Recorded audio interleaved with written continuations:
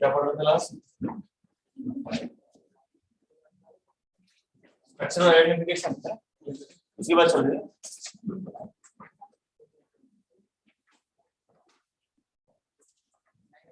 आइए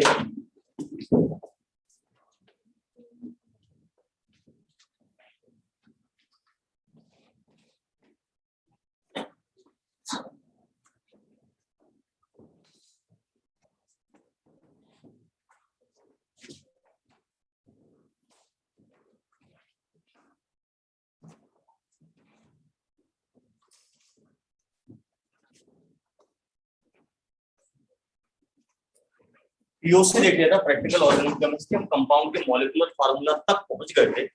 अब कहानी आगे बढ़ेगी, हम उसके स्ट्रक्चर तक जाते।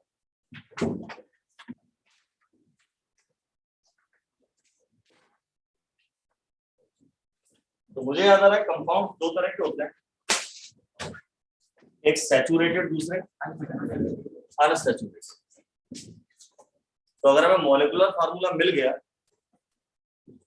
तो उससे ये नहीं पता चल रहा है कि वो सैचुरेटेड है या अनसैचुरेटेड।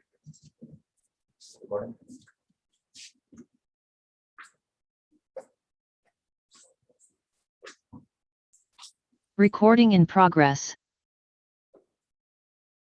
एक तरीका है वैसे, मॉलिक्यूलर फॉर्मूला पता चल गया तो ये बताने का कि सैचुरेटेड है या अनसैचुरेटेड है। उसकी डीयू निकालनी, डिग्री ऑफ अनसैचुरेशन। तो अगर डिग्री ऑफ अनसैचुरेशन 0 है तो वो सैचुरेटेड 1 2 3 4 5 कुछ है तो वो अनसैचुरेटेड। ठीक है ना। अब एक छोटा सा क्वेश्चन,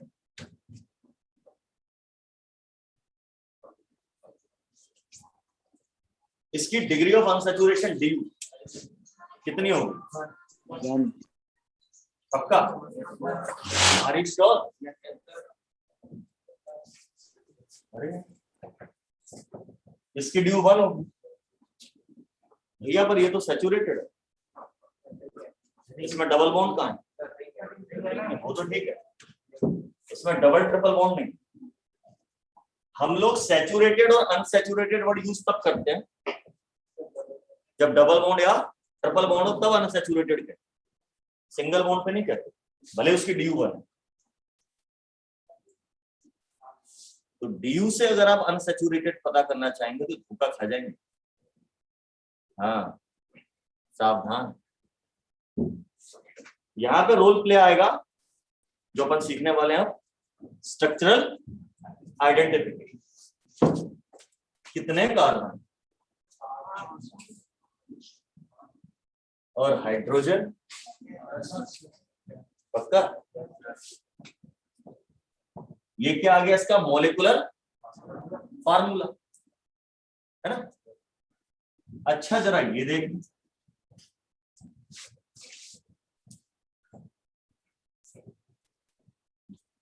अब कितने कार्बन हैं और हाइड्रोजन? अच्छा अभी भी 10।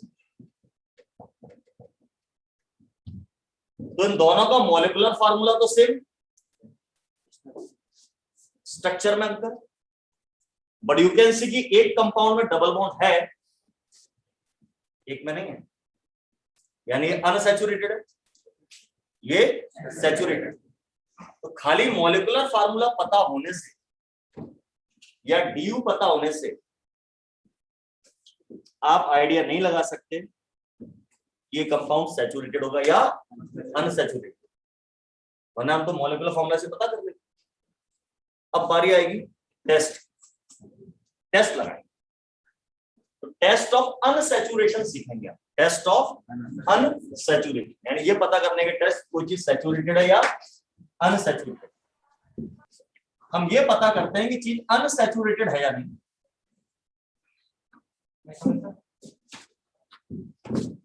अगली चीज अपन सीखने वाले हैं, इस चैप्टर का दूसरा हिस्सा स्टार्ट हो रहा है, स्ट्रक्चरल आइडेंटिफिकेशन।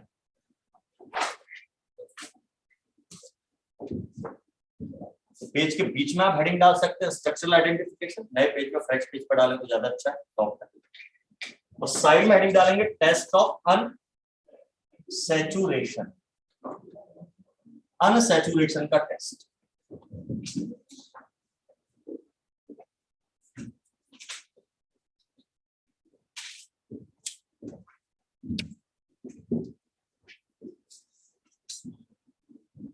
दो टेस्ट के लिए हमारे पास, और भी हो सकते हैं, पर तो जनरली दो यूज हो रही है, मैं उनकी बात कर रहा हूं।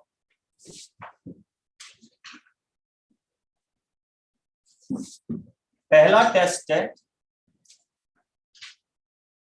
Bears test,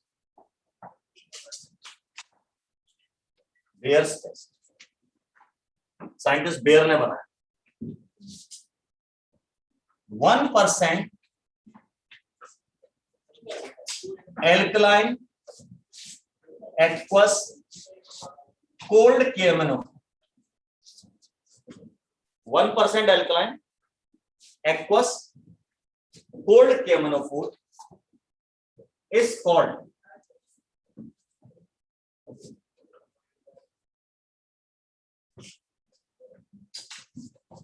Bayer's reagent। इसको अपन Bayer's reagent,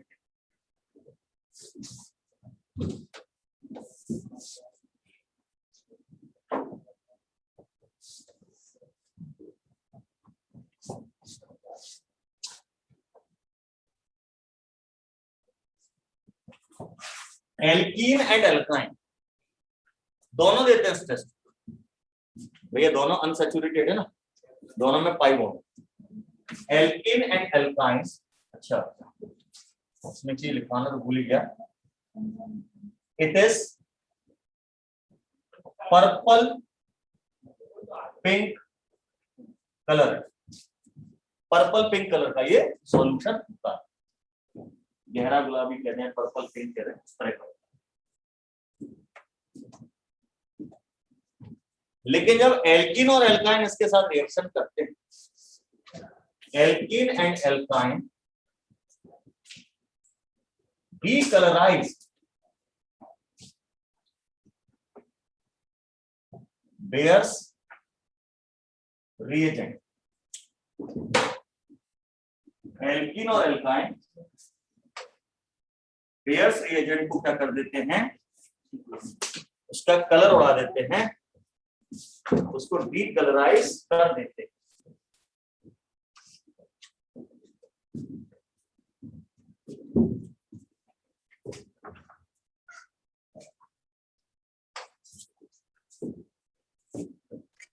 कैसा मीडियम लिया मैंने, एल्कलाइन। शायद KMnO4 को हम लोग पढ़ चुके हैं, DNA ब्लॉक एलिमेंट्स, उसकी एल्कलाइन मीडियम की रिएक्शन बताएंगे।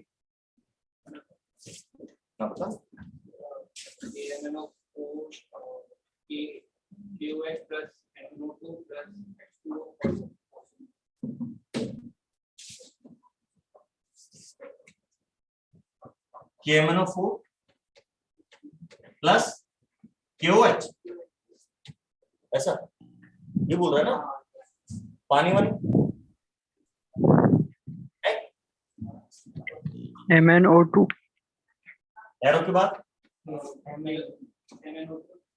MnO2 माइनस नहीं होता, MnO2 पूरा एक सिंगल कंपाउंड, आयरन प्लस में वाटर और K2MnO4, नहीं दोनों चीजें नहीं बनेगी। K2MnO4 बनता है अगर आपको याद आ रहा तो एक ट्रिक बताई थी इसके एन फैक्टर की, 1/150। बेसिक मीडियम में ऑक्सीडेशन नंबर में 1 का चेंज आता है, तब K2MnO4 बनता है। तब क्या बनता है? K2MnO। एसिडिक मीडियम में 5 का चेंज आता है, तब Mn डबल पॉइंट बनता है। और न्यूट्रल मीडियम में 4 का चेंज आता है, 3 का चेंज आता है, तब MnO2 बनता है। ये KMnO4 की कहानी है। पढ़ा चुका हूं 2 बार 3 बार। जिन्हें नहीं पढ़ा फिर जब रिवीजन में बताएंगे चैप्टर तब पढ़ेंगे बैकअप।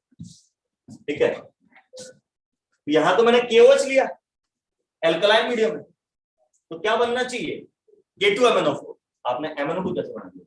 वो आप एल्कलाइन में आपको ज्यादा तो ज्यादा आपने तो न्यूट्रल की तरफ यूज किया। बिल्कुल सही बात है। ये 1% एल्कलाइन यानी कैसा? Faintly alkaline, faintly basic. मैंने आपको समझाया था बेसिक मीडियम में 1 का अंतर है, पर न्यूट्रल या फेंटली बेसिक, हल्का सा बेसिक है, तो फेंटली बेसिक न्यूट्रल की तरह बिहेव करता है, तब ये चीज बनती है MnO2। के काम किया भैया, के का क्या करें? याद नहीं कुछ भी, कैसे करा?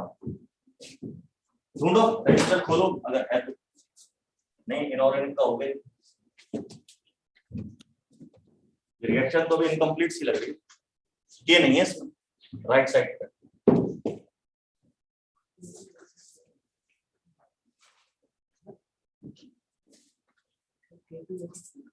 है?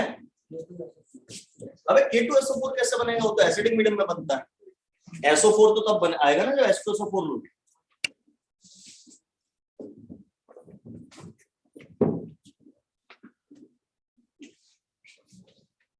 नहीं है रजिस्टर।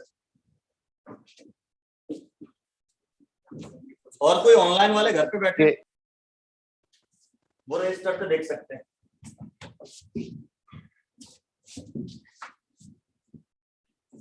जल्दी बताओ, ढूंढो रजिस्टर कहां रखा है घर पे। कोई तो मदद करो मेरी, ये तो नहीं होती।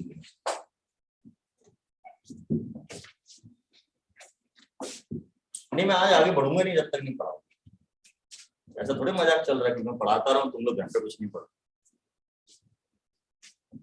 पूछा था कितने घंटे पढ़ रहे हैं, तो जवाब आ रहा था 5 घंटे 6 घंटे। 5 मिनट की पढ़ाई नहीं दिख रही मेरे को। डीएनए ब्लॉक के कम से कम 4-5 टेस्ट भी हो गए यार। अरे बताओ भाई, आदर्श भैया, विभोर। KMnO4 plus H2O gives 2MnO plus KMnO4 plus H2O gives MnO2 M plus KOH.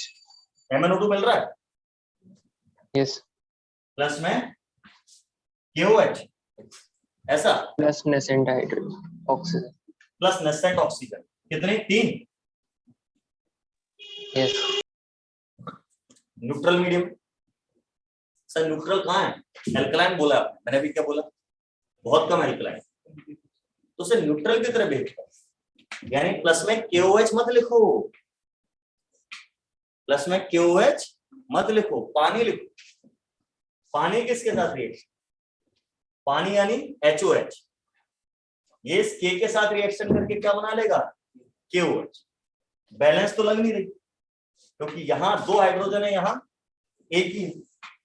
ऐसा कर लें 2 KOH। कोशिश कर रहा हूं मैं बैलेंस करने, तो हाइड्रोजन बैलेंस हो गया, लेकिन K डिस्टर्ब हो गया, तो 2 K लगा लो, तो 2 KMnO4 plus H2 और MnO2 plus 2 KOH। Mn disbalance हो गया, तो यहां 2 लगा लो। अब जरा ऑक्सीजन देखो कितनी हो, 2 4 जा 8 और 1 9 ऑक्सीजन। इधर 2 2 जा 4 प्लस 2 6 प्लस 3 9। अब बैलेंस, ये हमारे न्यूट्रल मीडियम की है, तो ठीक लग रही है। ये जो नेसेंट ऑक्सीजन बनी ये एल्कीन या एल्काइन पर अटैक करेगी और उसको ऑक्सीडाइज करेगी। ये जो होता है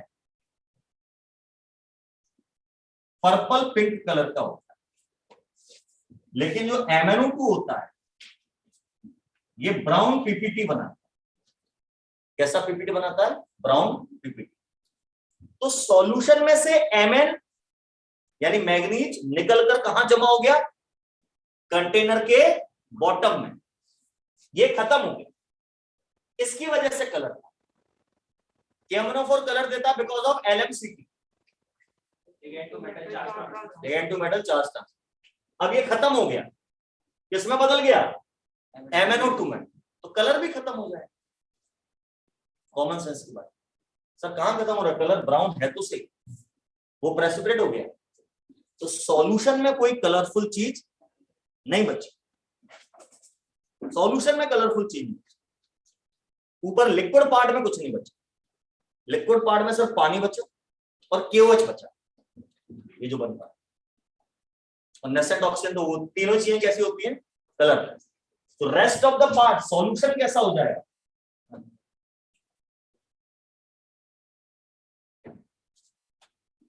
लेकिन सुनिए, ये रिएक्शन अपने आप नहीं होती।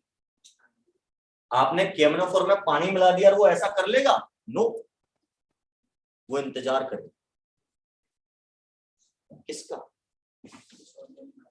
ऐसी किसी चीज के आने का उस सॉल्यूशन में जिसको वो ऑक्सीडाइज कर सकता हो, जिसको वो क्या कर सकता हो? ऑक्सीडाइज। KMnO4 पानी में घोलोगे तो ये रिएक्शन नहीं होगी भाई साहब, नो, अभी नहीं होगी। अगर मैं इसमें कोई एक और चीज मिलाऊंगा, मान लीजिए मैंने इसमें KI मिलाया, इसमें I नेगेटिव आयन है, इसका ऑक्सीडेशन हो सकता है। तो जैसे ये मिलाऊंगा तब ये वाली रिएक्शन करे, इसके मिलाए बिना नहीं करे। अरे बस जैसे KI मिलाया रिएक्शन हो गया, क्या बनेंगे? 3 नेसेंट ऑक्सीजन। ये 3 नेसेंट ऑक्सीजन इस KI के साथ जुड़ के KiO3 बना देंगे। KiO3, potassium iodine. तो यहां पर क्या हुआ? KMnO4 का ऑक्सीडेशन नंबर +7 से घट के +4 हो गया, आयोडीन का -1 से बढ़ के +5 हो गया, यानी KMnO4 का रिडक्शन हुआ, KI का ऑक्सीडेशन हुआ, यानी ये रेडॉक्स रिएक्शन। ये मैंने बताया DNA ब्लॉक में पढ़ा चुका हूं, इनऑर्गेनिक के एग्जांपल से समझो। ये खेल KMnO4 में कब खेला? जब आपने इसमें KI मिला। आप कोई और भी चीज मिलाएंगे जो इससे अगर ऑक्सीडाइज हो सकती है, तब ये KMnO4 एक खेल खेलेगा और कलरलेस। तो अब क्या प्रॉब्लम है कि जब आप इसमें कोई एल्कीन या एल्काइन मिलाते हैं, क्योंकि एल्कीन और एल्काइन भी इससे क्या हो सकते हैं? ऑक्सीडेंट। इसने तो अपना काम किया, मतलब 2 पार्ट में रिएक्शन लिखा। पहले इसका रिडक्शन रिएक्शन, कैसे रिड्यूस हुआ ये। अब वो नेसेंट ऑक्सीजन एल्कीन पे अटैक करेंगे। मान लीजिए एल्कीन ले ली मैंने, इसके ऊपर ये नेसेंट ऑक्सीजन अटैक करेगा। सर वहां तो 3 लिखे थे, एक ही लिखा। अरे ठीक है भाई, वहां से ऑक्सीजन की सप्लाई बराबर है, यहां जितनी जरूरत होगी उतनी लिखो। पानी है क्या? है, पानी भी लिखो। इसमें एक OH दिख रहा है, पानी में दिख रहा है, और ये वाला H और ये वाला O, एक और OH बना लेंगे आपस में जुड़, 2 OH बने। एल्कीन में डबल बॉन्ड होता है, डबल बॉन्ड में एक सिग्मा होता है और एक पाई। पाई बॉन्ड वीक होता है, कमजोर, तो वो टूट जाता है। और जब वो टूट जाता है तो 2 वैलेंसी खाली हो जाती है, दोनों कार्बन की एक वैलेंसी। ये दोनों कार्बन के जो पाई बॉन्ड था एक टूट गया, तो दोनों की एक वैलेंसी खाली हो गई। इसने एक OH पकड़ लिया, इसने एक OH पकड़ लिया, ये चीज बनी। क्या इस टाइम कार्बन पे कोई ऑक्सीजन जुड़ा? अब जुड़ गया। ऑक्सीजन का जुड़ना ऑक्सीडेशन, तो इसका ऑक्सीडेशन हो रहा है, इसमें से ऑक्सीजन निकल रही है, तो इसका रिडक्शन। इन दोनों को जोड़ देंगे तो ओवरऑल रिएक्शन बन जाएगी, लेकिन जोड़ने के लिए पहले आपको नेसेंट ऑक्सीजन बराबर करने पड़े। यहां एक ही लिया है, यहां 3 पैदा हो रहे हैं, तो नीचे वाली रिएक्शन में अपन 3 का मल्टीप्लाई करेंगे, उसके बाद इन दोनों को जब आप ऐड करेंगे तो ये कहानी बनेगी 2KMnO4 प्लस 1 H2O ये रहा और 3 H2O यहां बन जाएंगे, तो प्लस में टोटल करके 4 H2O लिखेंगे। एल्कीन हमारी कितनी है? ये भी 3 हो जाएंगे, 3 से मल्टीप्लाई किया है। ऑक्सीजन प्लस में हम नहीं लेते क्योंकि इधर 3 ऑक्सीजन, इन वाले 3 ऑक्सीजन से कैंसिल आउट होते। एरो के बाद 2MnO2 प्लस में 2KOH, ये वाली नेसेंट ऑक्सीजन नहीं, और इसमें एरो के बाद क्या लिखा? ये चीज,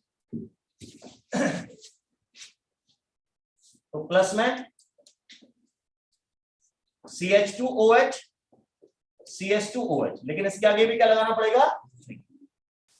ये सब बैलेंस करके देखो, इन दोनों को ऐड करोगे ये रिएक्शन फाइनल बने।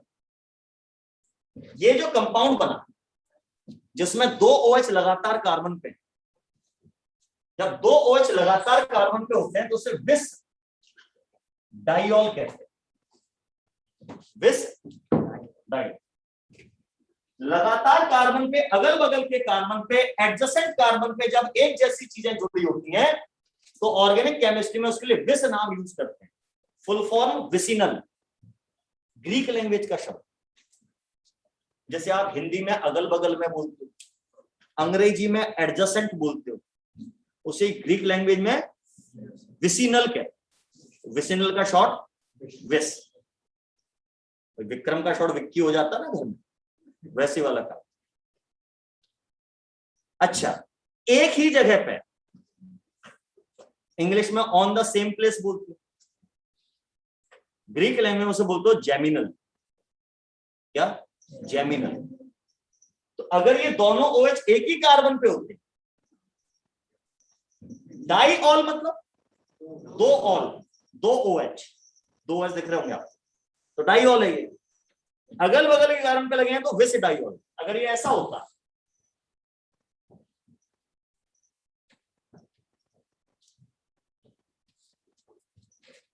तो ये कहलाता जैम डाइऑल। इस तरह के कंपाउंड क्या कहलाएंगे? जैम डाइऑल, जिसमें दोनों OH एक ही कार्बन और अगल बगल हो विस डाइऑल। ये जैम डाइऑल जो होते हैं ना, ये काफी कम स्टेबल हो, आगे जाके पढ़ाएंगे, अभी तो बात नहीं आ रही, अभी तो नाम सुना। अच्छा जरा ये बताओ,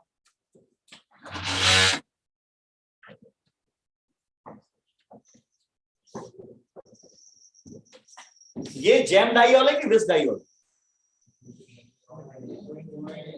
ना ये जैम डाइऑल है ना विस डाइऑल, इसको बोलेंगे टर्मिनल डाइऑल। टर्मिनल, टर्मिनल मतलब सिरे पे, एंड पे। इसमें एक OH इस सिरे पे लगा, एक OH उस सिरे पे लगा। ये लैंग्वेज सीखनी पड़ेगी, नहीं तो ऑर्गेनिक केमिस्ट्री की एक भी रिएक्शन नहीं करता। अच्छा, मान ले 2 OH की जगह में 2 क्लोरीन लगा दूं, तो विस डाई क्लोराइड, क्लोरीन लगाए ना, हेलाइड भी बोल सकते हैं, और दोनों क्लोरीन एक ही कार्बन को, जैम डाई हेलाइड। एक इधर एक इधर होता, टर्मिनल डाई हेलाइड। तो ये अंग्रेजी बहुत अच्छी होनी चाहिए, ग्रीक लैंग्वेज भी ठीक ठाक आनी चाहिए, तब केमिस्ट्री पढ़ोगे। ये दोनों को पहले तैयार करना, नहीं तो जय श्री राम, खेल हो जाएगा पेपर में। अंग्रेजी अच्छी करनी, ग्रीक लैंग्वेज। उसके लिए क्या करना पड़ेगा? ग्रीस जाना पड़ेगा, ट्यूशन होगा पढ़िए ना, यहाँ भी ट्यूशन। ऑल्दो यूनिवर्सिटीज में कोर्स चलते हैं लैंग्वेज सीखने के, उसकी जरूरत नहीं है। सिर्फ जो शीट्स हैं या हम जो नोट्स लिखवा रहे हैं उनको बार बार सुनना पढ़ना है, और कोई शब्द अगर समझ में ना आए उसका मीनिंग पूछ लेना है। ये नहीं सोचना है कि बाकी लोग क्या सोचेंगे, इसको इसका भी नहीं मीनिंग पता। और तो सबको ऐसी हालत है क्लास में बेटा, सब लोग ये सोच रहे होते हैं कि हमें नहीं पता, बाकी सबको पता है, दूसरा भी ये सोच रहा होता है। ठीक है, तो उसकी टेंशन मत लीजिए, पूछिए, चुपके से व्हाट्सएप कर लीजिए अगर वैसे शर्म आ रही है ना। तो ये कहानी हो जाती है। इस पूरी कहानी में नुकसान क्या हुआ, इस बेचारे का कलर चला गया। पर्पल पिंक सॉल्यूशन था, उसमें क्या बन गया, ब्राउन पीपीटी। और साथ में ये जो दो चीजें बनी, विस डाइऑल या KOH, और पानी होगा तो होगा, तीनों चीजें कैसी होती हैं, कलरलेस। अच्छा, इसको विस डाइऑल कहते हैं, पर इनके पर इनके लिए एक और नाम है ग्लाइकॉल, इनको ग्लाइकॉल भी कहते हैं। कितने कार्बन, तो इसलिए इसका नाम ethylene glycol. Ethylene, sir ethylene बोल रहे हो आप, ईन आ रहा है। ईन तो तब लगाते हैं जब डबल बॉन्ड, इसके अंदर कहां है डबल बॉन्ड। इथिलीन ग्लाइकॉल इसका IUPAC नेम नहीं है, डेराइव्ड नेम। कैसा नाम, डेराइव्ड। डेराइव्ड नेम क्या होते हैं, डेराइव्ड नेम में कंपाउंड का नाम इस बेसिस पर रखा जाता है कि वो किस कंपाउंड से पैदा हुआ है, डेराइव हुआ है, बना। ये किससे बना था, इससे। इसका नाम एथिलीन है, कॉमन नेम, तो इसलिए इसका नाम इथिलीन ग्लाइकॉल है। तो इसमें डबल बॉन्ड नहीं है, पर इसके पेरेंट मॉलिक्यूल में डबल बॉन्ड था, इसलिए हर जगह ईन लगाओ तो डबल बॉन्ड होना जरूरी नहीं है। IUPAC में है, कॉमन नेम में बड़ा रखता है इथिलीन ग्लाइकॉल। अगर 3 कार्बन के एल्किन लेते तो प्रोपिलीन ग्लाइकॉल, 4 के लेते तो ब्यूटाइलिन ग्लाइकॉल, कहलाते सब ग्लाइकॉल। इसका IUPAC नेम। सब नंबर क्यों पहले बोलते हो तुम लोग, मेरे को सच हो जाती। मैंने क्या सिखाया है, prefix, word root, primary suffix, secondary suffix. अपने दिमाग से आंसर नहीं देना IUPAC में, गोली मार दूंगा आपकी बार।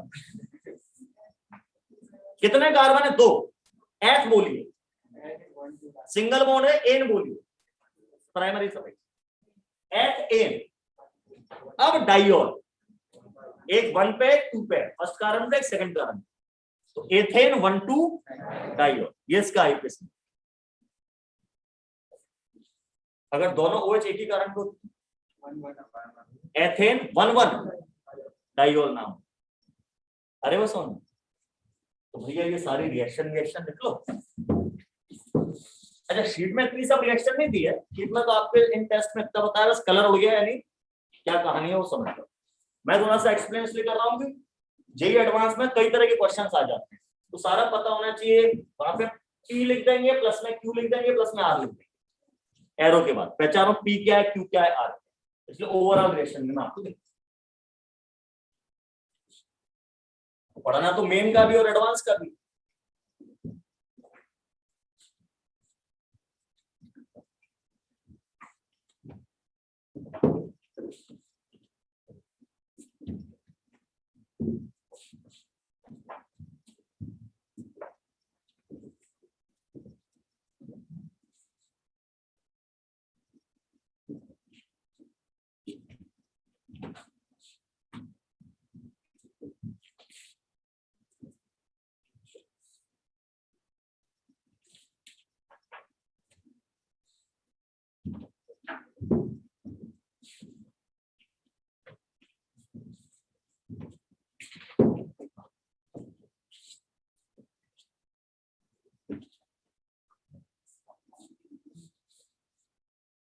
सिचुएशन को ओपन करना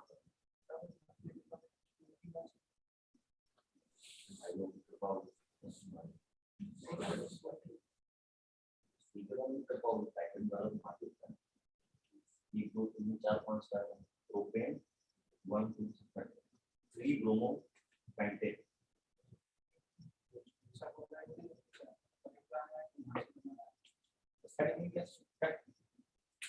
इसलिए तो कहता है स्कूल की तो मुंह करके भी मत सुना। Selection in IIT is inversely proportional to school attendance. एक सिंपल सा कैलकुलेशन फार्मूला है, तो वो आप देख लो आपको क्या करना। कई लोग बड़े उत्साहित होते हैं स्कूल जाने, तुम्हारे फंडामेंटल्स सही चीजों का सत्यानाश हो जाएगा। ये कैसे कैसे लोग पढ़ा रहे हैं मुझे पता, वो रिस्क ना है।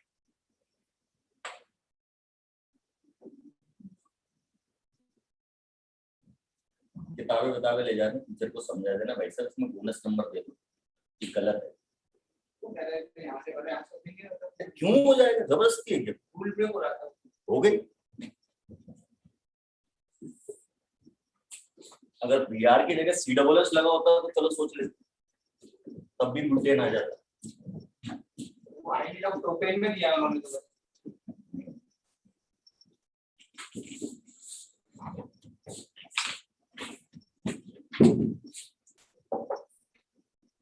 हो गया।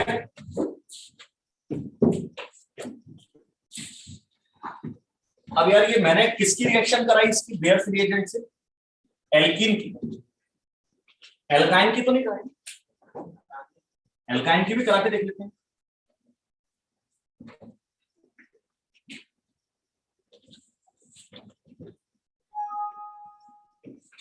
अब एल्काइन की रिएक्शन कराऊंगा तो मैं पूरी कहानी लिख रहा, मुझे पता है KMnO4 से ऑक्सीजन आ रही है और सॉल्यूशन में पानी पड़ा, ये नहीं मेरी एल्काइन।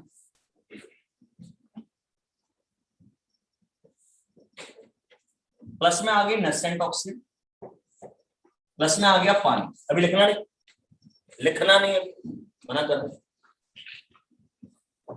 क्या समझाया था, पाई बॉन्ड टूटा।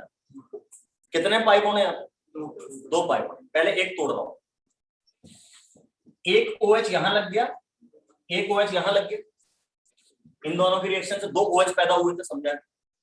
लेकिन अभी इसके अंदर एक और पाई बॉन्ड, ये भी टूटेगा, ये भी टूट गया, फिर से एक एक वैलेंसी खाली हो, एक और नेसेंट ऑक्सीजन। कमी नहीं है ऑक्सीजन, बराबर सप्लाई जा रही है, KMnO4 दिए जा रहा है। आन दो कितनी चाहिए, लो मैं दे रहा हूं। पानी की कमी नहीं है, वो भी नहीं, तू लगा लिया चाहे जितने ले सकते, और 2 OH पैदा हो जाएंगे, एक यहां लग गया, एक यहां। यानी आप एल्काइन लोगे तो ये चीज बने। क्या बन रहा है उससे लेना देना नहीं है, बेचारे KMnO4 का कलर तो वह तो एमएनओ में बदल चुका है, ये किस्म बदल रहा है, उससे क्या करना है, पर हाँ कि उसका कलर चला जाए। तो एल्कीन या एल्काइन जैसे KMnO4 में मिलाते हैं उसका कलर गायब हो, कलरलेस हो। अब क्या बन रहा है मुझे ये भी पढ़ाना है, क्योंकि आगे जाके तो ये भी पढ़ना ही पड़ेगा ना, अभी से पढ़ लो क्या दिक्कत। ये कंपाउंड बने, लेकिन इसमें एक छोटी सी प्रॉब्लम है, मैंने अभी थोड़ी देर पहले बोला था, एक ही कार्बन पर 2 OH होना अनस्टेबल होता है। Gem GEM gem diol unstable, gem GEM spelling, gem geminal unstable. क्या हो, ये कंपाउंड स्टेबल नहीं, अनस्टेबल कंपाउंड्स को ऐसे लिखा है। स्टार्टिंग चल रही सब कुछ ऑर्गेनिक फिजिकल होने की, थोड़ा सा चीजें भी समझा रहा हूं बहुत ज्यादा, फिर आपको आदत पड़ जाएगी इन सब, ठीक है। तो ये क्या करेगा, इसके पास एक रास्ता है,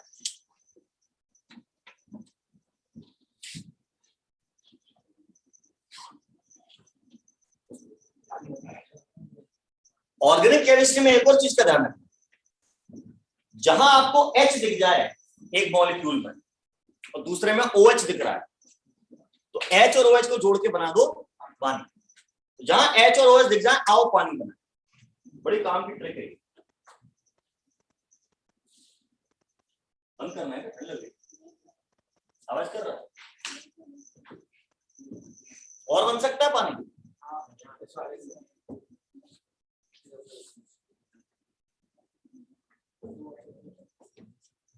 दो पानी बन के निकल गए, तो 2HOH बन के निकल गए, बचा क्या, CH सिंगल बॉन्ड CH, इस पर एक ऑक्सीजन, इस पर भी एक ऑक्सीजन। इस ऑक्सीजन पर से हाइड्रोजन निकल गया तो इस ऑक्सीजन की एक वैलेंसी खाली, इस कार्बन पर से OH निकल गया तो इसकी भी एक वैलेंसी खाली। तो आओ दोनों आपस में हाथ मिला लें, सही है ना? ऐसे इसमें भी हुआ है, तो दोनों आपस में हाथ मिला लें। कौन सा फंक्शनल ग्रुप बना? एल्डिहाइड। एल्डिहाइड का सफिक्स, तो पिछली बार डाई ऑल बना था, अब डाई अल बन गया, डाई अल, विस डाई अल। ये भी तो अगल बगल के कारण पे है लगातार, तो इनको अपन डाई अल या विस डाई अल कह सकते हैं। अच्छा, डाइऑल का एक और नाम क्या बताया था? ग्लाइकॉल। तो इनका भी एक और नाम होता है ग्लाइऑक्सल। अगल बगल के कारण पे दो हुए थे तो ग्लाइकॉल, CHO अगल बगल के कारण पे तो ग्लाइऑक्सल। अभी तो नाम सीखने का टाइम है, एक आध महीना लगेगा इसमें ऑर्गेनिक केमिस्ट्री के नामों से परिचित होने। ये ग्लाइऑक्सल है, दूसरी रिएक्शन में ग्लाइऑक्सल बना। अच्छा तेरा एक चीज और देख, इस रिएक्शन में दो पानी यूज हुए थे, दो वापस मिल गए, तो ओवरऑल रिएक्शन में मैं इनको लिखूंगा ही क्या? तो ओवरऑल मैं तो स्टेप बाय स्टेप सब समझा, तो ओवरऑल रिएक्शन तो ऐसी लिखी जाएगी, CH triple bond CH plus 2 nascent oxygen arrow CHO CH। ये एल्काइन के साथ रिएक्शन हुई, क्या बना उससे मतलब नहीं है, इंपॉर्टेंट बात है कि इसके बनने की वजह से कलर चला गया बेचारे के अंदर। तो जैसे कलर चला गया हम समझ गए वो चीज कैसी है, अनसैचुरेटेड है, या तो एल्कीन है या एल्काइन। अच्छा, इस रिएक्शन से ये नहीं पता पड़ रहा कि एल्कीन है या एल्काइन, दोनों में से कलर वाला, तो दोनों में से कोई भी चीज हो सकती है। इसको भी लिख लें।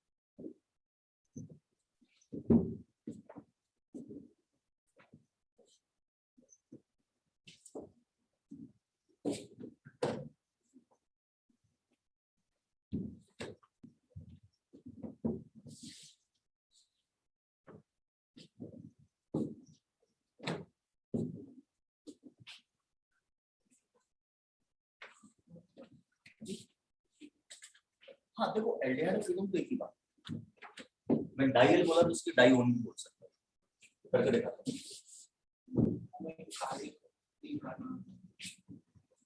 3 4 फिर वो 10 सेकंड लेट होना।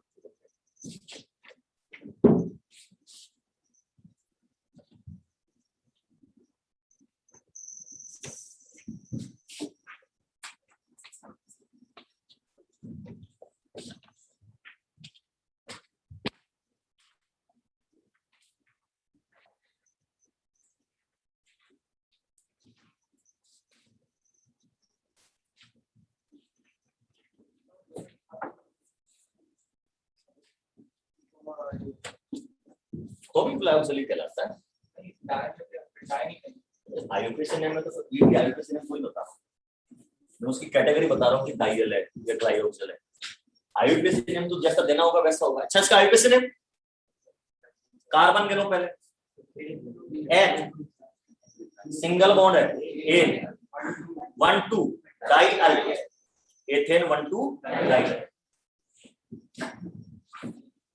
ये कॉमन नेम थे ग्लाइकोसिल।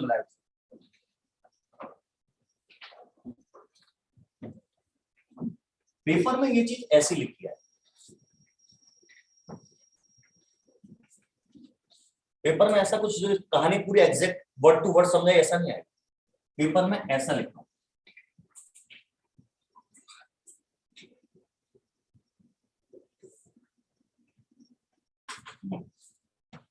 ये सिंबलाइजेशन सीख लो, यही काम आएगा, किताबी भाषा नहीं आएगी। ऐसा लिखा होगा एरो, एरो पे ये लिखा है, समझ जाओ पेयर्स रिएक्शन।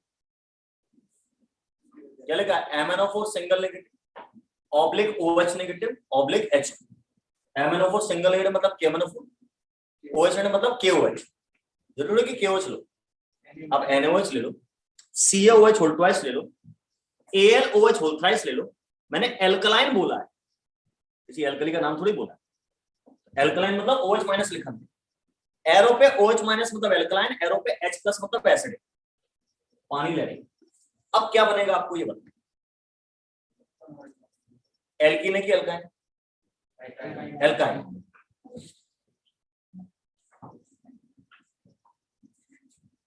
तीन बॉन्ड थे, तीन में से दो तोड़ने बारी बारी से, आप इकट्ठे तोड़।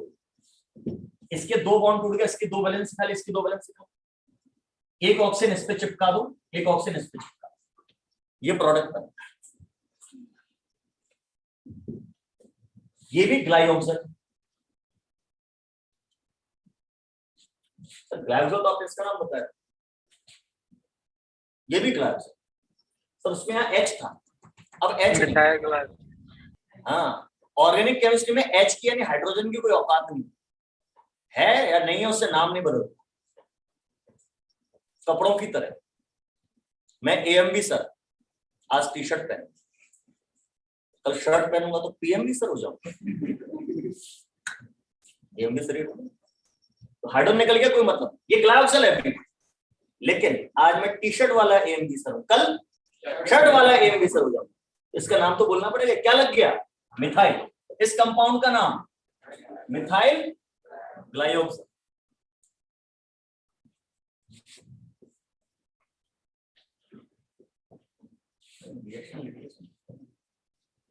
मिथाइल ग्लाइऑक्सल, लेकिन ये आईयूपीएसी नहीं, आईयूपीएसी नहीं आप दो प्रोपेन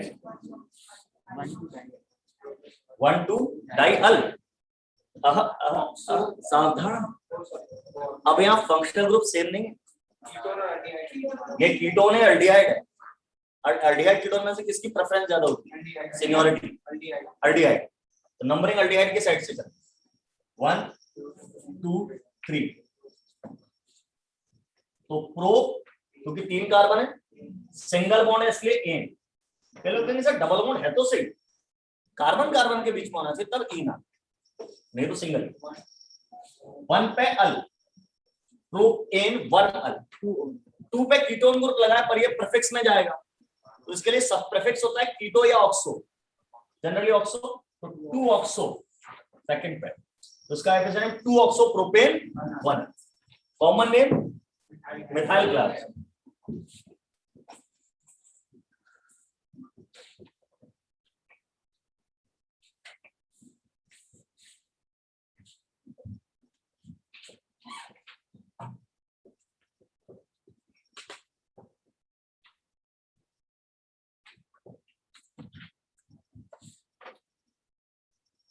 क्या बनेगा? अब इस कंपाउंड के अंदर डबल बॉन्ड भी है और ट्रिपल बॉन्ड। जहां ट्रिपल बॉन्ड है वहां तो वही कर दो जो अभी सिखाया, 2 बॉन्ड तोड़ के डबल बॉन्ड ऑक्सीजन जोड़ दो, और जहां डबल बॉन्ड है वहां ऑक्सीजन जोड़ेंगे, OH जोड़ेंगे, 2 OH इधर, 2 इधर, 2 इधर, तो कुछ ऐसा दिखेगा।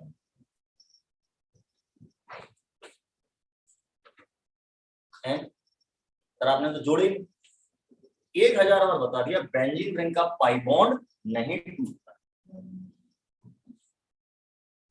घूमता रहता है, रेजोनेंस, तो रेजोनेंस से स्टेबल हो जाता है। जहां जहां रेजोनेंस है स्टेबिलिटी हाई है, यहां भी रेजोनेंस, स्टेबिलिटी हाई है। तो पूरे इंडिया में 100 सेंटर है, सब जगह स्टेबिलिटी हाई है। पढ़ा लो तो है, नहीं पढ़ोगे तो भैया फिर मैं तो कुछ भी नहीं कर सकता, कोई नहीं कुछ कर सकता, आपको पढ़ना पड़ेगा। मैं सर पढ़ा सकता, समझा सकता, ये चीज बता। ग्लाइऑक्सल है, ये भी ग्लाइऑक्सल है, 2 कार्बोनिल ग्रुप, एल्डिहाइड कीटोन को मिला के कार्बोनिल ग्रुप कहते हैं, लगातार लगे हैं तो उसको ग्लाइऑक्सल कहते हैं, ये भी ग्लाइऑक्सल। अब इसमें क्या है, जैसे इसका नाम मैं मिथाइल ग्लाइऑक्सल बोल दिया, अब इसमें क्या है, एक साइड मिथाइल ग्रुप लगा, एक साइड फिनाइल बेंजीन, तो उसका नाम मिथाइल फिनाइल ग्लैब्स कॉमन नेम में नंबरिंग नहीं करते। IUPAC नेम देना है, वो आप सोच लो।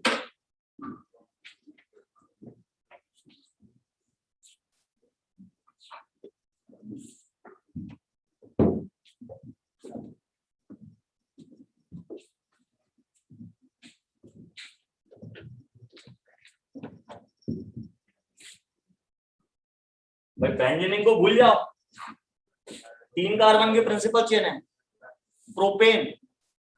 अब इसमें फंक्शनल ग्रुप एक अल्डिहाइड एक कीटोन नहीं है, दोनों कीटोन, दोनों कीटोन 2 पे और 3 पे। यहां से नंबरिंग करोगे 1 2 3, लेकिन यहां से नंबरिंग करेंगे 1 2 3। बेटर ये लग रही है, नंबर कम मिलेंगे। तो प्रोपेन 1 2 डाइओन, 1 2 डाइओन, और 1 पे फिनाइल लगा। मिथाइल क्या बोलेंगे आप? प्रोप में आ गया बेटा तीनों कार्बन, अब क्या मिथाइल आएगा। फटने वाला है, शर्म कर रहा है। आज कल बोला, ठीक है।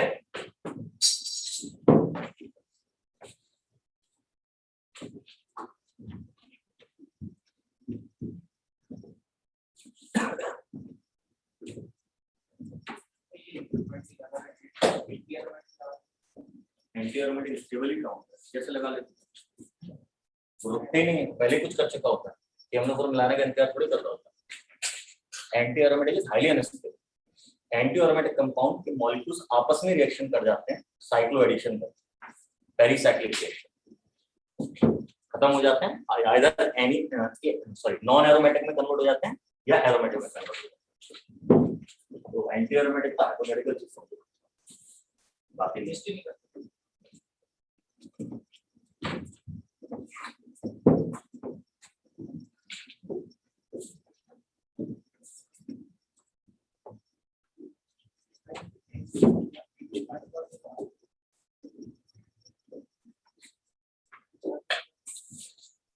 एल्कलाइन मीडियम में जो होता है काम इतना अच्छा नहीं करता, पहली बात।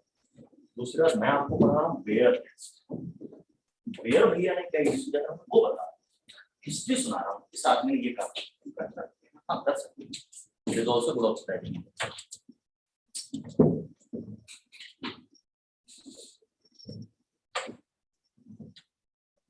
खड़ा दो भाई, एक आध एल्कीन ले लें।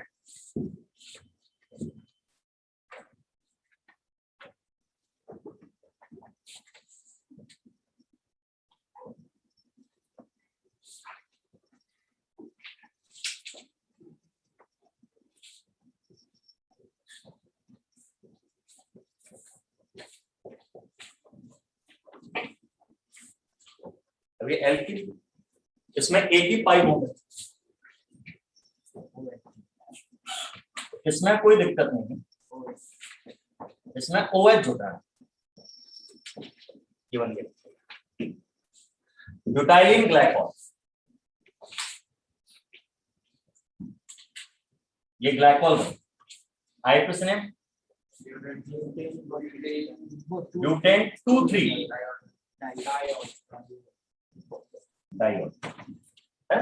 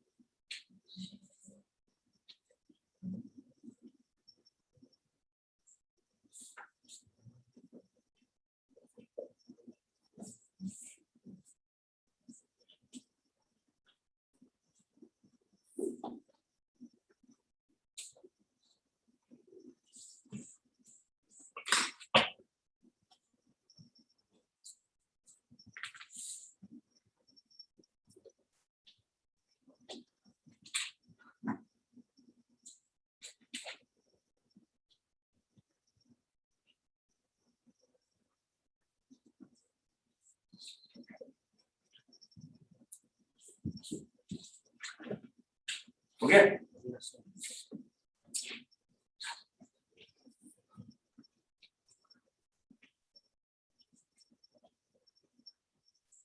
चलिए, तो ये हमने देखा कि कोई चीज सैचुरेटेड या अनसैचुरेटेड है, कैसे पता करें कि KMnO4 मिला दें एल्कलाइन, KMnO4 का कलर गायब हो जाएगा। वो चीज एल्कीन हुई तो ग्लाइकॉल में बदल जाएगी, एल्काइन हुई तो ग्लाइऑक्सल में बदल जाएगी। एल्कीन हुई तो ग्लाइकॉल में, एल्काइन हुई तो ग्लाइऑक्सल में बदल जाएगी। क्लियर?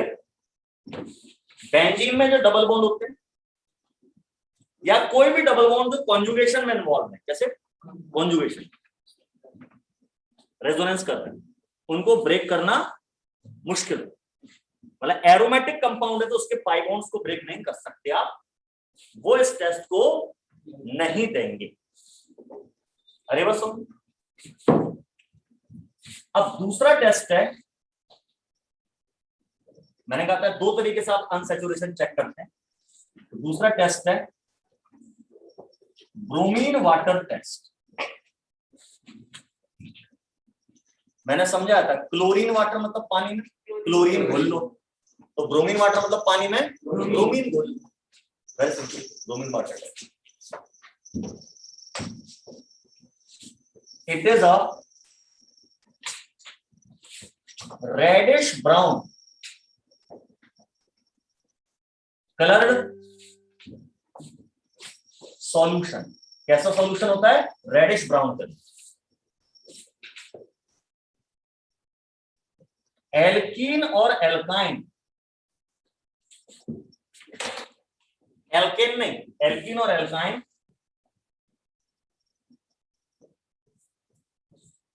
Decolourise it. जैसे हमारे एल्कीन एल्काइन बेयर्स रिएजेंट का कलर उड़ा रहे थे, इसका भी कलर उड़ा देते हैं।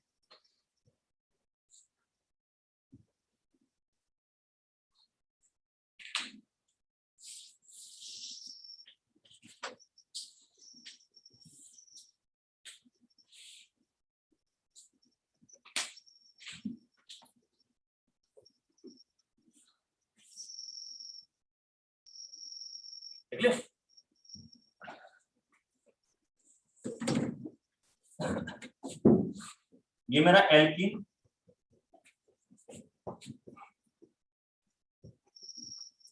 प्लस में ब्रोमीन वाटर, क्या बनेगा इन दोनों की रिएक्शन? पिछली क्लास में समझाया था पानी और Cl की रिएक्शन से HOCl प्लस HCl बनता है। यहाँ क्या बनेगा? HOBr plus HBr। पहले HOBr का एडिशन हो, एक कार्बन पर OH जुड़ जाएगा, एक पे Br जुड़ जाएगा, ये चीज है। फिर मैंने कहा था ये दोनों आपस में रिएक्शन करके HBr भी बना सकते हैं। तो फिर ये भी हो सकता है कि इसका अटैक इस OH पे हो, HBr का, ये H और OH जुड़ के पानी बना लें,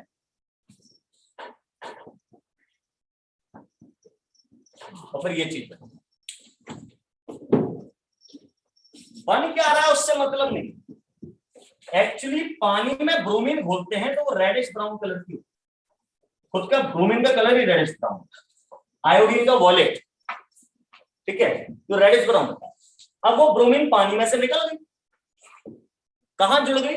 इधर, तो कलर गायब। कंपाउंड्स की प्रॉपर्टीज एलिमेंट से अलग होती है। तो ब्रोमीन अकेला जब एलिमेंट था तब दे रहा था रेडिश ब्राउन कलर, जब किसी से जुड़ जाएगा तब नहीं देगा कलर। तो पानी में जो ब्रोमीन घुली है वो धीरे धीरे किस में जुड़ती जा रही है? एल्कीन में। तो पानी में से ब्रोमीन गायब होती है। ऐसा समझ लो कि पानी में आपने लाल रंग घोल रखा है, पानी कैसा दिखेगा? लाल। अब आपने क्या किया, उसमें कोयले का टुकड़ा डाल दिया, 4 किलो, और मान लो कोयले की ऐसी प्रॉपर्टी है कि वो लाल रंग के पार्टिकल्स को एब्जॉर्ब करता है। तो ये वही काम कर रहा है, पानी में से लाल रंग की चीज जो पार्टिकल है, जो लाल रंग पैदा कर रही है, उस चीज को एब्जॉर्ब करती जा रही है। थोड़ी देर बाद पानी पानी बचेगा, सॉल्यूशन कैसा हो जाएगा, कलरलेस। ये सॉल्यूशन कैसा रहेगा, कलरलेस। ये कहानी लिख लीजिए।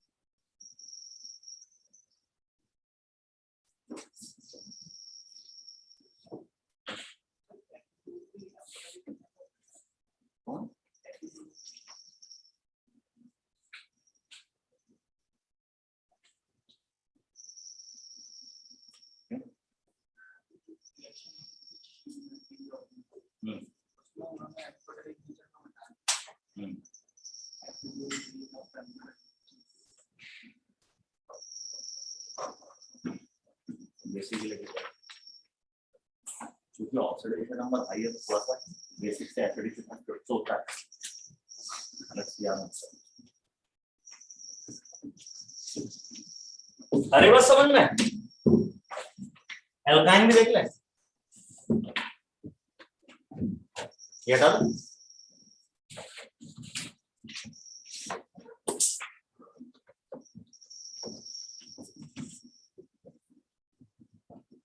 मैं ये 2 कार्बन के एल्काइन ले रहा हूं, कुछ भी ले सकते हो, अब तो एग्जांपल चला रहा हूं।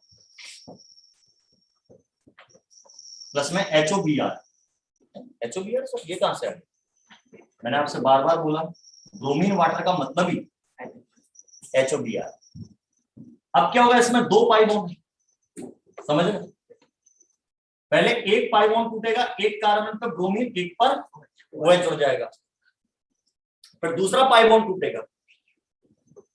जब पहला पाई बॉन्ड टूटा था तो दोनों कार्बन एक जैसे, इस पर भी एक हाइड्रोजन, इस पर भी एक हाइड्रोजन, तो किसी पर भी ब्रोमीन जोड़ो, किसी पर भी OH जोड़ो, कोई दिक्कत नहीं। अब जब दूसरा पाई बॉन्ड तोड़ूंगा तो भी दोनों कार्बन एक जैसे नहीं, सर एक एक हाइड्रोजन तो है, पर इस पर दूसरा ग्रुप कुछ अलग जुड़ गया ना। तो अब कहां ब्रोमीन जाएगा, कहां OH जाएगा, तो ब्रोमीन और OH में से ब्रोमीन पॉजिटिव नेचर का होता है, OH नेगेटिव नेचर का। तो एक रूल रखता है मार्कोनिकॉफ रूल, पढ़ेंगे अभी अपन, ऑर्गेनिक में आएगा जाके, हाइड्रोकार्बन अगर भी शायद कभी पढ़ाओ बचपन में, ठीक है ना। तो उसके हिसाब से भी तो मैं बता देता हूं, दोनों OH एक ही कार्बन पे जुड़ते हैं बारी बारी से। क्या ये स्टेबल होगा, मैंने कहा था एक ही कार्बन पर 2 OH अनस्टेबल, इसमें से एक H2O निकल जाएगा, ये OH और ये H जुड़ते, ये H और H जुड़ते, CH डबल बॉन्ड O बन जाएगा, यानी ये चीज बन गई।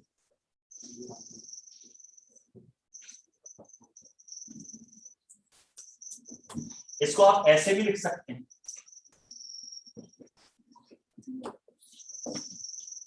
इकट्ठा करके लिखिए, तो ये वैसा लिखा आ जाता तो फिर सर ने पढ़ाई नहीं सीखी, अरे भैया यही चीज लिख दिया है, 2 ब्रोमीन इकट्ठे करके लिख दिया और CHO एल्डिहाइड, ये चीज बन गई। नाम वाम आप सोच लेना, इसका नाम है एसिटल्डिहाइड। एसिटल्डिहाइड तो CH3CHO होता है, ये भी तो CH3CHO ही है, H की कोई औकात ही कौन है, तो है तो एसिटल्डिहाइड, पर उस एसिटल्डिहाइड में 2 ब्रोमीन जुड़ गए, तो उसका नाम डाइब्रोमो एसिटल्डिहाइड। कॉमन नेम बता रहा हूं, आईपी से तो आप दे लोगे, कॉमन नेम में मार्क करता है, वो बताते हैं।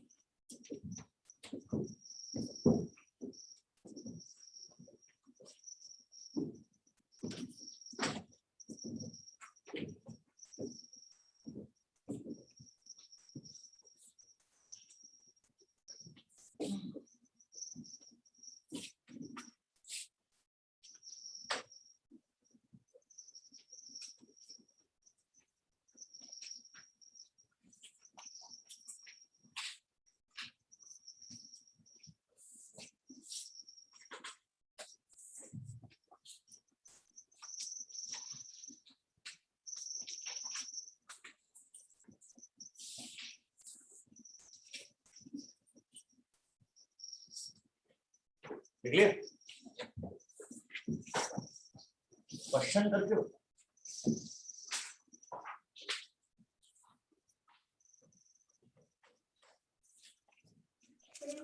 इंटीजर टाइप क्वेश्चन है।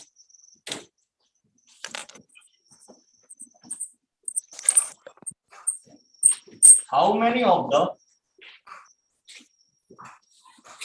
Following compounds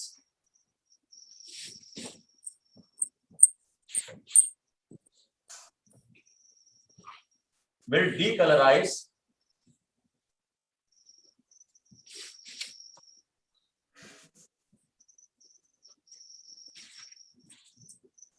Bayer's reagent? Bayer's reagent वो alkaline chemical कौन कौन से Bayer's reagent को decolorize करेंगे?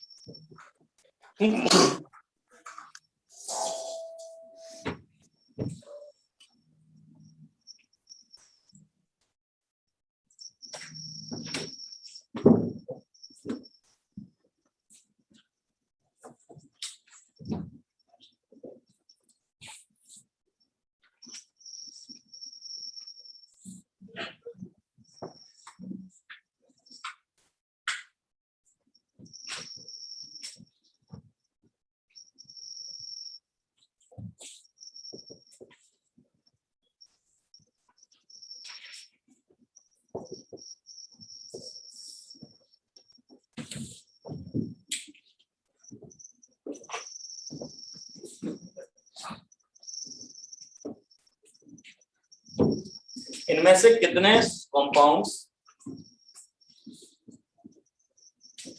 आपका जो बेयर्स रिएजेंट है उसको डीकलराइज करेंगे? आराम से सोचिए, कोई जल्दी नहीं। एक मिनट में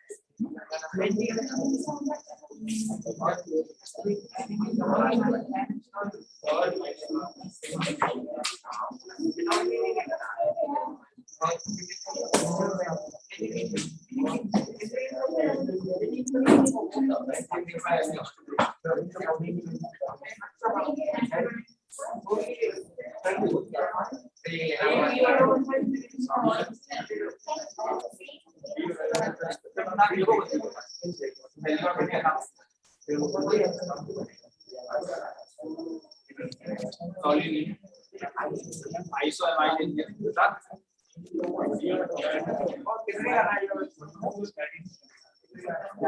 एक को छोड़कर सारे, दो को छोड़कर सारे,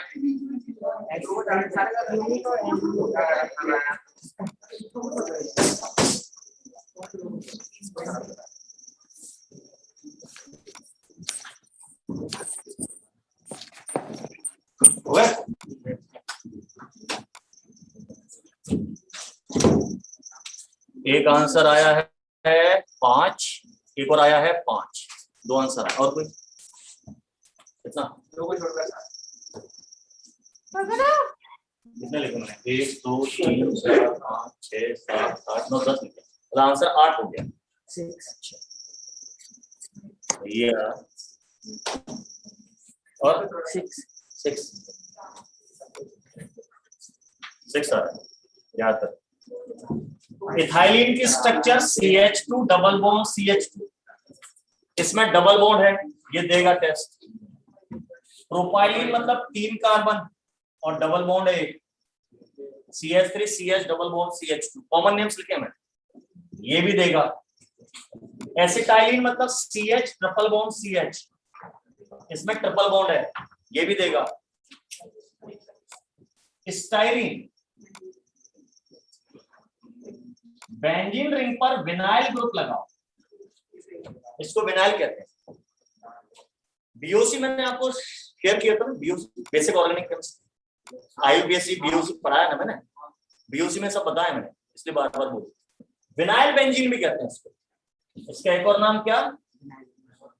विनाइल बेंजीन। तो अब इसके अंदर बेंजीन रिंग तो नहीं देगी, पर ये वाला डबल बॉन्ड ये देगा कि अमोनो के साथ, तो वो तो डिकलराइज तो हो गई ना, ये भी हो गया। क्यूमीन ये चीज होगी।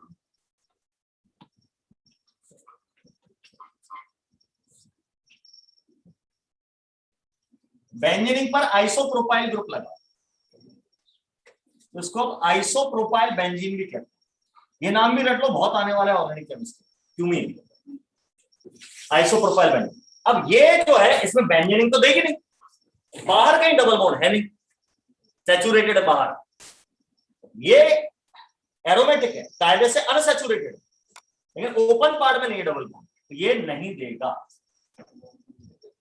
क्यों?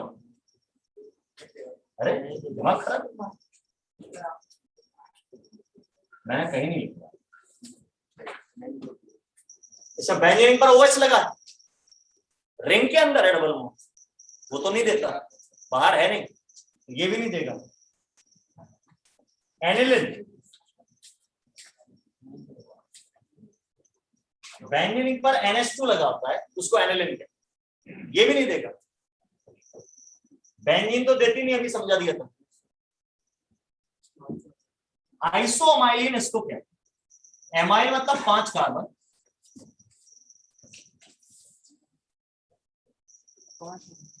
5 कार्बन की एल्कीन जिसमें एक ब्रांच, सॉरी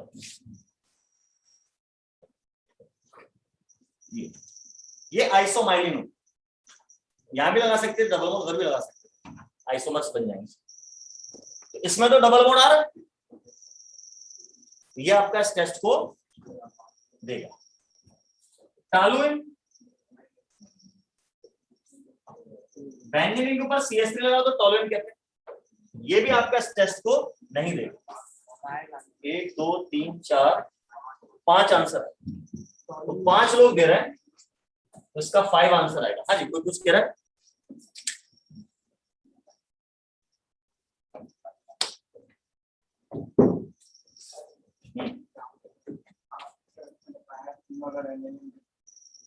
दोबारा पढ़ो, मैंने सुना है, मैं पूछ रहा हूँ रामायण की कुछ सुना रहा है, महाभारत अलग। रामायण में भगवान राम थे, महाभारत में श्री कृष्ण थे, यहाँ ऐसा नहीं होता भाई।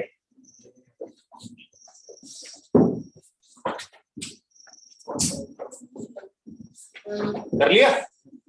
एक और क्वेश्चन करें।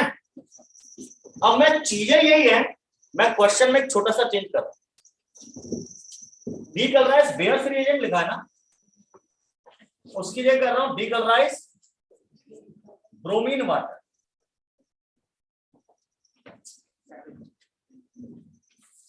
जैसे मैं डीकलराइज ब्रोमीन वाटर करूंगा, अब आंसर 5 की जगह 7 होगा। अरे कैसे? फिनोल और क्या होता है फिनॉल और एनिलिन?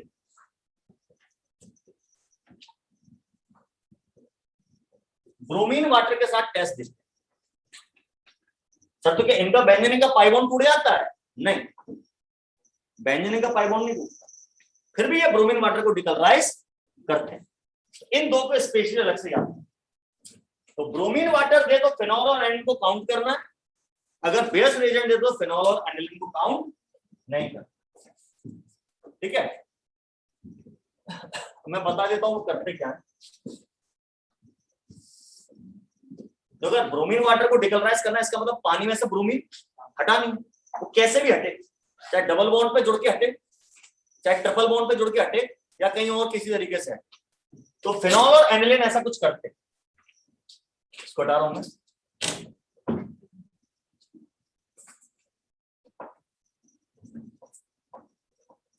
और बेंजीन वाले कंपाउंड नहीं कर पाएंगे, फिनॉल और एनिलिन ही ऐसा करते हैं, क्योंकि इनकी रिएक्टिविटी हाई होती है बेंजीन में।